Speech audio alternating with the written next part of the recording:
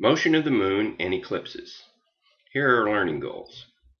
Describe the moon's orbit, including its orbital period and plane. Explain the difference between the umbra and penumbral shadows. Explain the conditions for a lunar eclipse. Explain the conditions for a solar eclipse. Describe the differences between a partial, total, and annular solar eclipse. The moon orbits the Earth every 27.3 days. The moon's orbit is tilted about 5 degrees compared to the Earth's orbit around the sun, and this is going to make a big difference in eclipses. If we look at this diagram, what this is showing is this is a direct line between the sun and the Earth. Part of the time the moon's above that line, and part of the time the moon's below that line because the moon's orbit is tilted. The moon's orbit is also an eclipse. It's not a circle.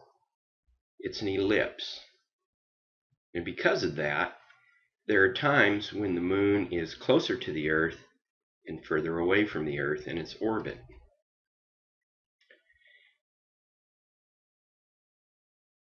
You don't really need to know these terms, but there they are.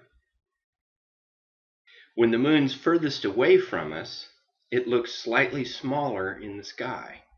And when the moon is closer to us, it looks slightly larger in the sky. And this is going to make a difference in the type of solar eclipses that we see. Lunar eclipses occur when the sun and the moon are on opposite sides of the Earth, when they're in the full moon position. So here's the Earth, here's the sun. Lunar eclipses occur when the moon goes through the Earth's shadow. So when they're in this position, the Earth's shadow can cover the moon. If the moon travels through the Earth's shadow, then we get a lunar eclipse.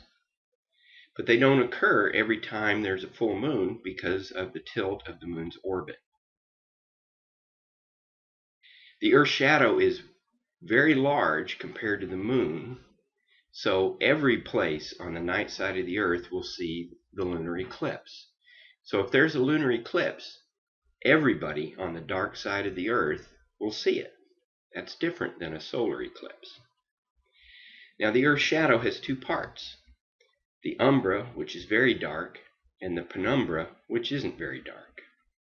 And this diagram shows that. Here's the sun. The sun's rays are striking the Earth. The Earth is casting a shadow. The darkest part here is called the umbra, and the lighter part is called the penumbra. Because of that, we can have different types of lunar eclipses. A total lunar eclipse is when the moon passes through the darkest part of the Earth's shadow, the umbra. A partial eclipse occurs if the moon passes through part of the Earth's umbra, but not all of it. And a penumbral eclipse is when the moon passes through the penumbra, the lighter part of the Earth's shadow. So this diagram illustrates a partial lunar eclipse. Now, if we were to take a giant piece of cardboard, hold it out here in space behind the Earth's shadow would make circles. This circle would be the lighter part of the shadow, the penumbra, and this part would be the umbra, the darkest part. So in this case, the moon is going through the Earth's shadow, but only part of the moon goes through the darker part, so we get a partial eclipse. So again, if we thought about putting a giant piece of cardboard behind the Earth and looking at the Earth's shadow, we would see the Earth's shadow makes two circles. One circle would be the penumbra, one circle would be the umbra. So a penumbral eclipse, the moon only travels through the penumbra. A partial lunar eclipse, the moon travels through part of the umbra, but not fully. And then a total, the moon passes totally through the umbra. Now here's a time-lapse photograph of a lunar eclipse. A lunar eclipse, the moon gets very, very dim. You can still see it, but it's still there. And oftentimes it has this coppery color, or orangey color, or red color when it's in total eclipse. And here's just another photoshopped series of time-lapse photographs of a total lunar eclipse. Alright, so hit pause, think of the answers to the question, and when you're ready, hit play. During what phase of the moon do lunar eclipses occur? Well, that's full moon, when the moon and the sun are on opposite sides of the earth. Why can everybody on the night side of Earth see a lunar eclipse? That's because the Earth's shadow is so big, the entire moon is covered by the shadow. What is the darkest part of the Earth's shadow called? The umbra. And the lighter part of the Earth's shadow is called the penumbra. Alright, so let's talk about solar eclipses. Solar eclipses occur when the sun and the moon are on the same side of the Earth during new moon. If the Earth travels through the moon's shadow, then there's a solar eclipse. So for there to be an eclipse, the moon has to cast a shadow on the Earth, which means it has to be between the sun and the Earth.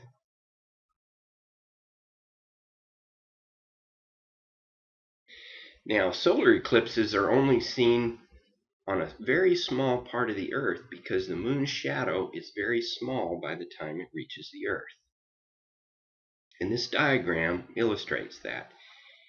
Here's a solar eclipse. The sun is on this side of the moon's between the sun and the Earth. Here's the moon, here's its shadow. Look how small a shadow the umbra casts on the Earth. It's very small. It's only about 170 miles wide, and it travels across the surface of the Earth because the Earth's rotating this whole time. So if you're standing here, you don't see any eclipse. If you're here, you don't see any eclipse. If you're here, you'll be in the penumbra of the moon. You'll see a partial. If you're here, you'll see the total. So for these people, it's a really special day. For these people, it's just any day, just like any other. Nothing special is going to happen for them. Solar eclipses can be total. So if you happen to be standing where the umbra of the moon passes across the Earth, you're going to see a total eclipse. During a total eclipse, we can see the outer atmosphere of the sun called the corona, and I'll show you some pictures of that in a minute. It's the only time we can see it. A partial solar eclipse occurs when the moon, if you're standing where the moon's umbra passes across the Earth. And then we have something called an annular eclipse. It's like a total eclipse, but the moon is furthest in its orbit from the Earth, so it looks slightly smaller in the sky, and it doesn't completely cover the sun. Alright, so here is a diagram showing the sun. Here's the moon casting its shadow, and then here's the Earth, and it's going to come through the shadow. Now this is a total solar eclipse. We're standing where the umbra of the moon's shadow is touching the Earth. The disk of the sun is completely covered by the moon, and this is the corona. This is the atmosphere, the outer atmosphere of the sun. It's the only time we can see it. If you notice, there's some red along the edge of the shadow of the moon here. Those are solar prominences, which we're going to talk about when we talk about the sun. Here's a partial eclipse of the sun. If we're standing in the umbra, then only part of the moon is going to cover the disk of the sun. This is an annular eclipse of the sun. We're standing on the Earth where the moon's umbra touches the Earth, but the disk of the sun is not completely covered because the moon is furthest away from us in its orbit, and it looks relatively smaller because it's further away. And here's a time-lapse photograph of a total eclipse. Here we see the moon partially covering the sun. Eventually it covers the total sun. We can see the corona here, the sun's outer atmosphere, and then the shadow passes away and the sun comes back out. Solar eclipses do not occur every new moon because of the tilt of the moon's orbit. And this diagram kind of shows that. Most of the time, the moon's shadow doesn't touch the Earth because the moon's either above or below the Earth's orbital plane.